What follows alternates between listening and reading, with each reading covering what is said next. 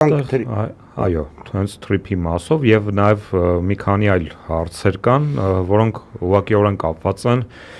Ադրբեջանի հետ այսպես կոչված առևտրի կամ Դե բայց թրիփի երևի սկսենք, քանի որ հիմա տեսեք, մի հատ sense կարծիք կա, որ այսինքն դա մասնավոր կարծիք չի, ընդհանրապես բացի Հայաստանի իշխանությունից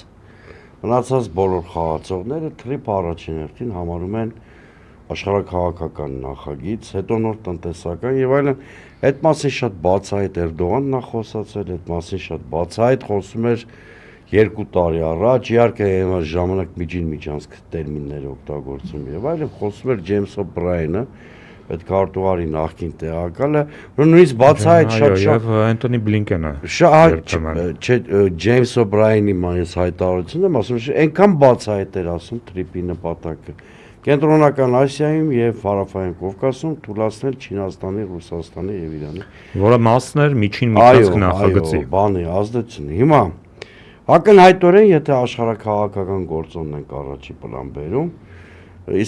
Իրանի դեմ պատերազմից հետո պարզ տրամաբանությունը հուշում է, որ թրիփի նախագիծը այն պարամետրերով, որով ստորագրվել է, շատ մշուշոտ է դառնում։ Առնվազն ստատուս, եթե այսինքն Պարսից ծոցում Իրանի Իսլամական Հանրապետությունը ձգտում է ամերիկյան ներկայության նվազեցմանը, չի կարող իր քթի տակ հանդուրժել ամերիկյան ներկայության ուժեղացում սահմանի այս հատվածում, հյուսիսում իր, արդյոք թրիփը, տեսեք, մի կողմից այդ իրողություններ նաև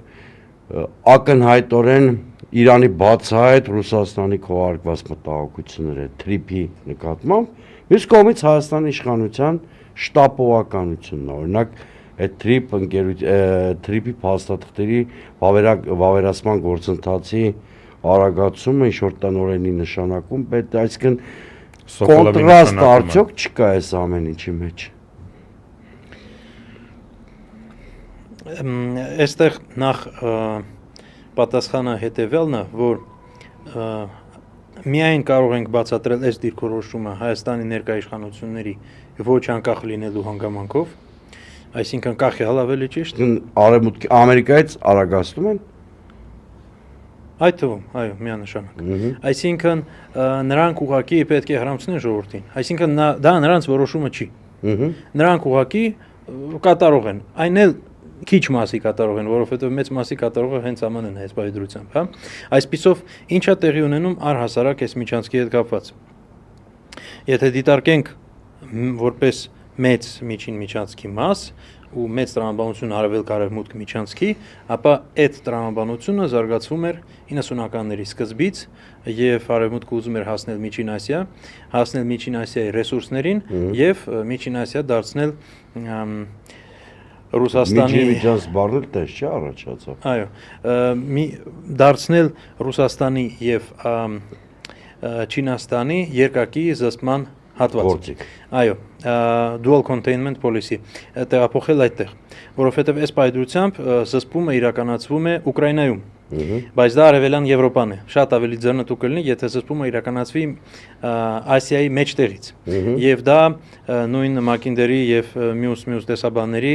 աշխարհաքաղաքական տեսությունների մեջ տեղավորվում է, այսինքն որպեսզի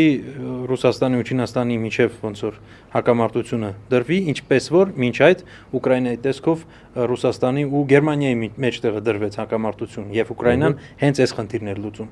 որովհետեւ եթե այս անգլիական աշխարհաքաղաքական տեսությունները, եթե գերմանական տեխնոլոգիաները եւ ռուսական ռեսուրսները միավորվեն, ապա Անգլիան ու Ամերիկան եվրոպական կոնտինենտում տեղը չեն ունենա։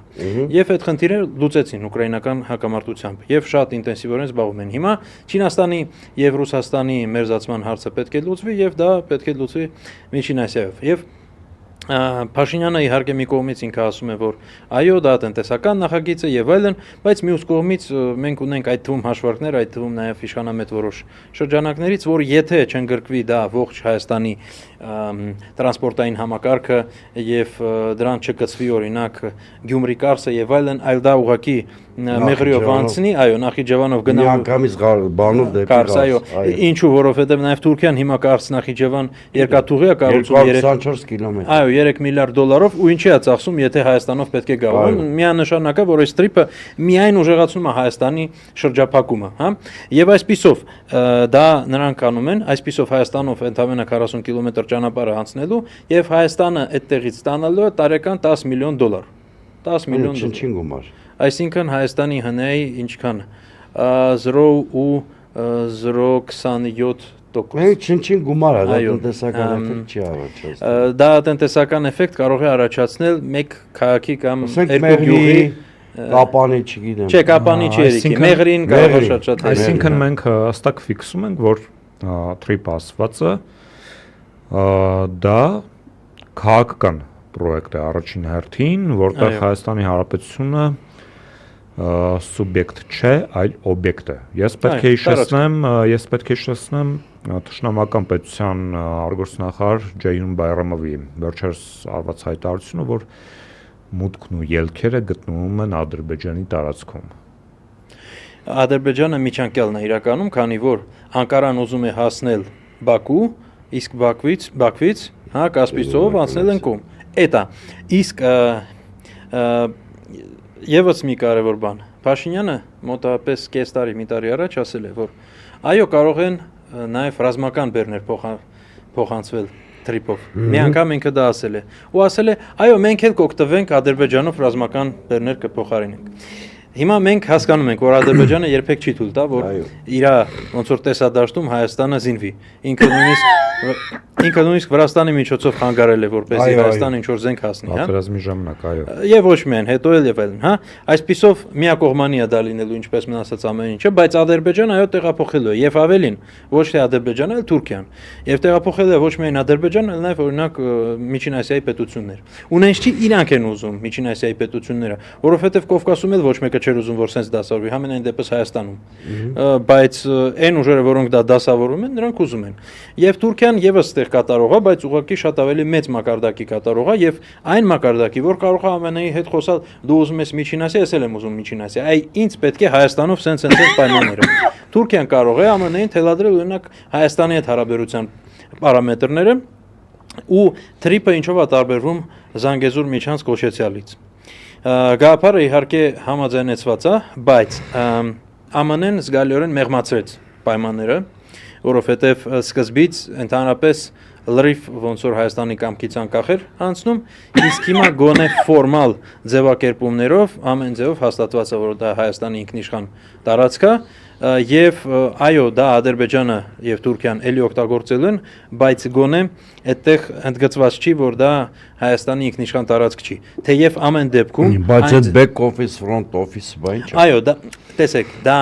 խոցելի է ստեղծում, խոցելիությունն է ստեղծում, բայց խոցելիությունը ու իրականացված արդեն Հայաստանից գրեթե տարածքի օտարումը մի քիչ ուրիշ մակարդակ է։ Ֆորմալ առումով ուզում ենք։ Ֆորմալ առումով ամեն ինչը ոնց որ պահած է, բայց